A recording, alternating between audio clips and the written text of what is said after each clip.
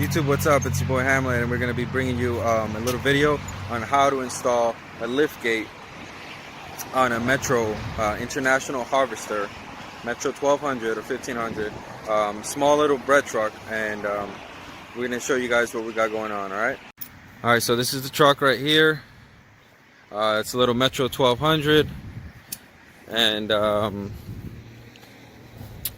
can see that right here, Metro 1200 International Harvester, and this is going to be our service truck. All right, and what we're going to be doing is installing the liftgate that I purchased off of the Facebook Marketplace. Pretty stout liftgate, and this kind of liftgate is like the post style, the one that mounts up onto the thing. It's not like the underlift. And this is the company that gave me was another mobile mechanic thing, so that's not my company, don't worry about that. And essentially what we're going to be doing is installing it right on here on this back of this gate. Now this Metro 1200, it's not like any typical Stepvan, that it doesn't have very much support here on the frame. It's just literally sheet metal. So what we're gonna have to do is I bought some aluminum. I decided to use aluminum to make a frame on the outer shelf, which I include a little tutorial on here how to install that as well. If your van or anything that you're installing doesn't have the necessary support to be able to handle something like this, let alone something like this with weight. So alright, so we're gonna go ahead and begin buzzing off all these rivets on the bottom panel.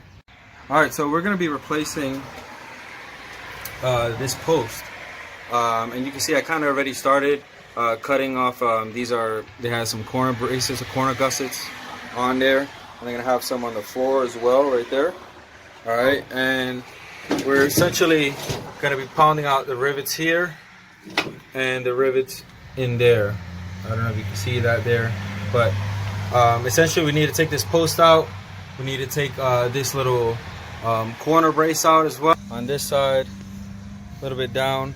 Once with the method we've been using is just using a grinder to buff down the rivets to the flats of the sheet metal. All right, so fast forward, and we have gotten one side done. All right, taking off one of the frames off, and we got the door here with the sheet panel on the back side. And then we got the post off on that side, which is the main reason we're taking this off, is to replace that post. And it was quite a bit of work. A lot of rivets had to be pounded out, and you can see that's what we have going on here. We had to cut back some of this roofing that we had here. I'm probably going to be replacing this, and it has some insulation on the inside here. You can see that there. Now we're going to be replacing all the lights, so I really don't care for all these lights, but that's what we got going on. Now we just got to get this side done. Do that. Once you cut that off and notch it out, you're going to be able to pull this. It has some sealant, so it's going to be a little bit tricky to pull out, but once you do that, you can go ahead and pull it out. I did learn this one trick here. If you want to come over here, you don't need to bust out on the post. You don't need to bust out the rivets all the way through, because we're not even going to reuse this. It's going to save you a lot of time, because these things are just like in there pretty hard. So all you got to do on this side, I mean on both sides really, leave the rivets in place, get yourself a nice little scraper, and just work it open, and you'll be able to just get the rivets out. You'll be able to pop the panel out without having to waste too much time busting out rivets or whatnot. So now that we got this open, we can go ahead and opening up this post. And so this is what you got to do. You see how it's working, because these little pieces, these little nubs, the rivets, are going to be in the way. So you just got to keep working it through until you get to the top there. And there we go. Now,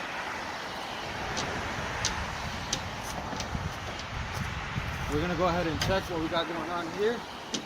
Well, I think this is going to come loose in a second now.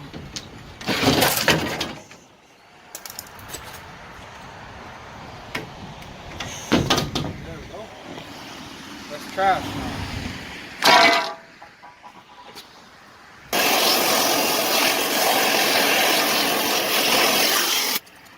Should be coming out pretty soon now. Safety message, folks. Only you can start forest fires. All right.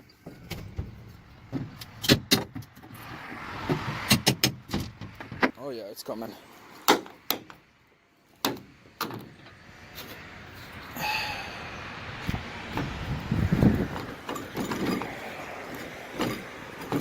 And she's gone, watch it. She's hot.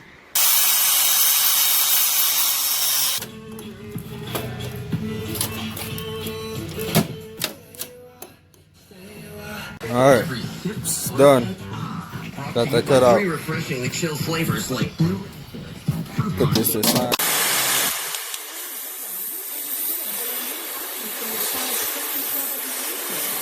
Alright, we got that bumper off. Go ahead and cut it off from here and over there as well. Now, this frame is tapered off at the end. You can see that. And then they added this part right here. You can see they had like some rivets on there.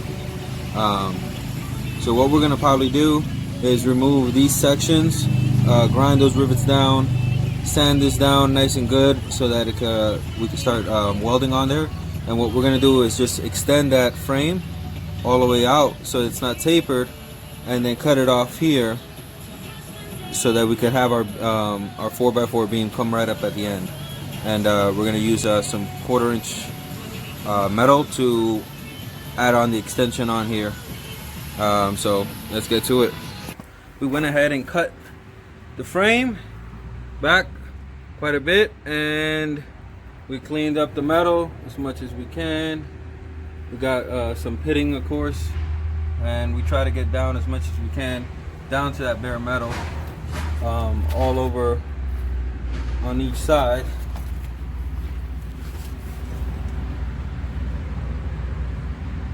Alright, so what we're gonna do is gonna go ahead and put our weld there, our bracket, our frame extension, shall we call it, and weld it up, butt weld it.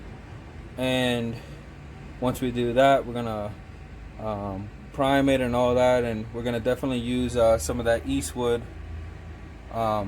rust dissolve, rust encapsulator, whatever you want to call it, to get a nice, very strong connection and try to eliminate some of this rust while we're here. All right, and then we just still got to clean up this side. We just finished cutting that off with the plasma, so we got to clean that up, get it nice and flat. All right, this is the bracket we got made up here. Got it all cleaned up, sanded down, remove that rust, and we got our little magnets here. That's not going to be permanent. That's just to help us work with our piece. And we have the other pieces. Drop the camera there. We got our other piece right here that we're going to put on the bottom. All right, so we're going to tack this in place, and then tack the other one in the bottom, see how it fits under, and see what we got going. All right, so catching up, we got these C channels that I made. We got them painted, primed, and we're ready to we got that one, and then we got another one over there, but we're ready to put this on here. You can see here we already cut down the frame rails on both sides, clean them up as best we can where we're going to be welding, and we created a little bevel on there to create our, I don't know if you can see that there, but that's where we're going to be throwing down a nice bead of metal and welding there on both sides so that it could extend out to here. One thing I also did is marked off the lines here so that when we put this piece on here, it's going to be nice and square on both sides.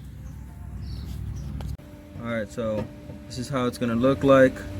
We're going to add this spacer here at top so we don't have that corrosion.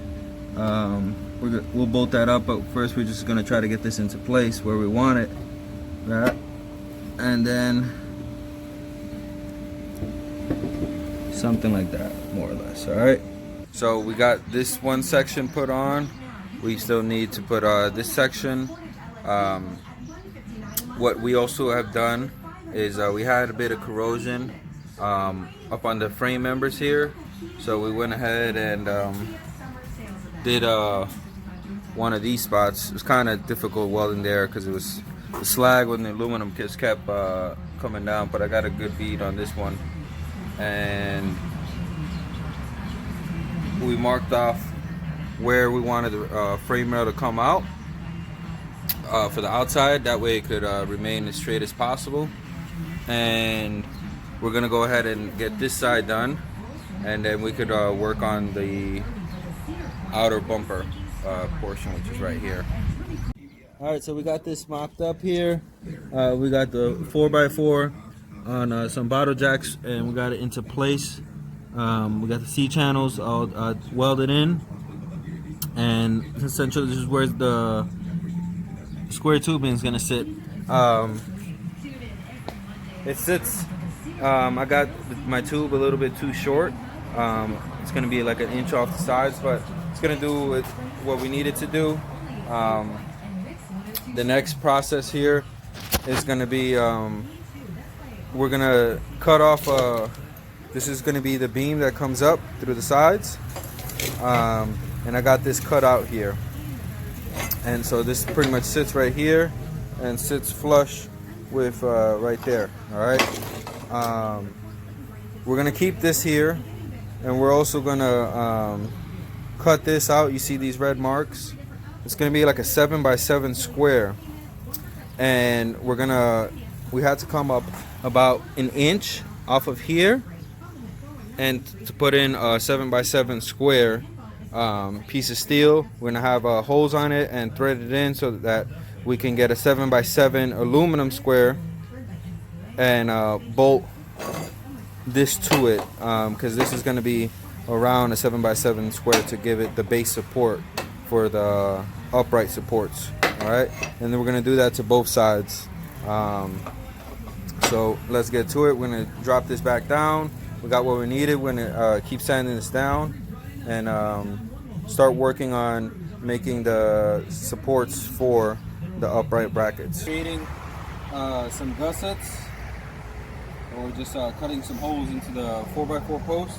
We got a plasma cutter here. It's doing a great job. This is a 1/4-inch material, steel.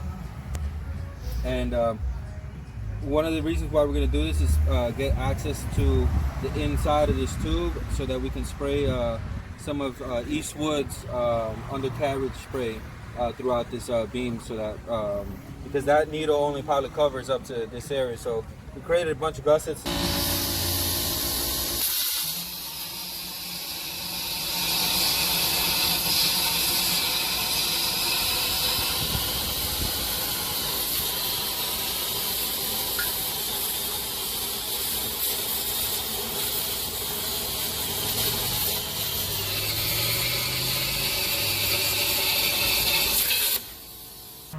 Went ahead and cut in a 7-inch square on both sides and both ends, and what that's going to do is accommodate for the support plate that we have been working on,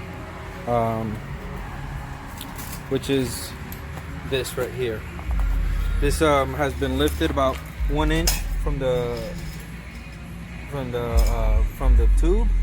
We still got to weld this in place, and pretty much that bracket's gonna go straight through here, and we painted the undersides that way they don't rust from underneath. We're gonna go ahead and get those tacked in.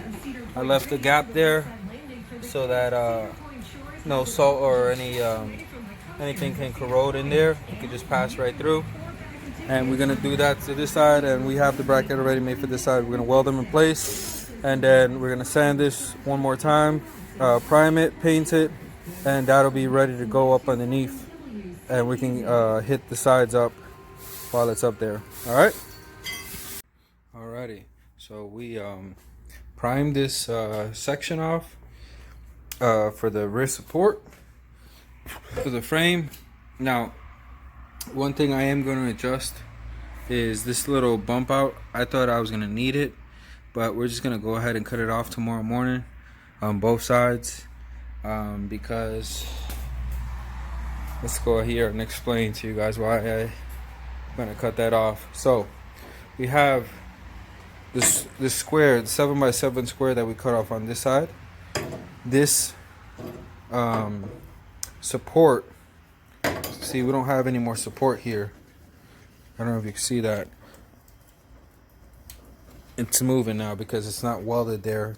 That's main support there. So we're gonna have our beams that are going to go up and down like this, and then we're gonna go ahead and weld in another beam going long ways that way. And we're gonna cut this section off, and we're gonna add a little piece on there to be able to rivet through the sheet metal, and it'll have a nice it'll have a really good support system on it. And in order to do that, this has to go completely across, so that little bump out's going to be in the way from what we originally planned. So we're going to go ahead and cut those off, and right now we're going to go ahead and hit this up with some black. We already hit the prime, so we're going to hit some black, chassis black, and put a clear coat on it. We did use some Eastwood's fast etch, and this does a pretty good job at like converting rust.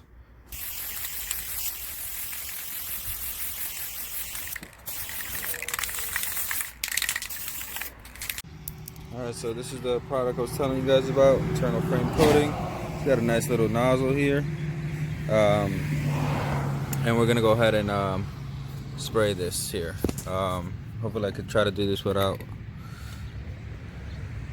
not gonna be able to do this with one hand, but you guys get the picture. That's what I'm gonna do. All right, so we got some of that Eastwood what is that, Eastwood frame coater, and it's got a little thing at the end. You can see that this is the reason why we had those cutouts, so that we can get access to the inside to paint. We still have to paint the underside of this, but I'm not concerned right now of that. I was just trying to get the top end up, because that's what's going to be concealed. We can access the top later and this side. And yeah, we're going to let this dry off for a second, and then we're going to go ahead and put her in place. All right, we got this tube up and mocked up once again, and it's ready to get tacked in and welded in. We do have a little bit of a gap here from the channel to the square, so what I was thinking about doing was just triangulating a piece here and then another piece there. That way it can get its maximum what do you call it, that's just another support area, and I'm going to do it to both sides. And this is what I was talking about, how it's going to look. All right, and that's this side, and so that's going to give it the support for the columns, the side columns here. And I think it didn't come out too bad. I think what I'm going to do is which, you know, you guys probably don't need to do it since I already did it. You probably don't need to cut out this whole piece, but you will need to kind of cut through this channel here and on that side. Try to get this up here, but remember the plates that we took off that belonged here at the bottom where the lights used to go? Well, I figured I'm gonna just use these panels and, you know, fit them back in there and weld it up. That way it'll look as, you know, it'll look as factory as possible, and then plus it'll cover this little gap that we have here. So we'll put that plate on there. We'll remember also to put some mud flap material to put on there between the aluminum and the steel, so we don't get that corrosion there. And put that there, and then we're going to put the 1/4-inch plate on top of there, and it's going to be really good. And we got this other piece for this side, so we're going to go ahead and cut that up and then tack that into place. And once I like the way it sits, if I need to lower this down, we still haven't tacked this in yet. I want to get this done first, and then once we get that out of the way, then I think put the mud flap in, and then adjust the height of this to the right spot. Then we'll go ahead and weld that tube in there. All right, we got those pieces all cleaned up and ready to get tacked on. All right. Now what we're gonna do is just gonna go ahead and tack. We're gonna cut our little mud flaps to fit in between the aluminum and the steel, and then from there we'll gotta do both sides. Then we'll level it off the right height and tack the tube in. This is the mud flap material that I found. It's kind of like a kitchen grill mat type deal.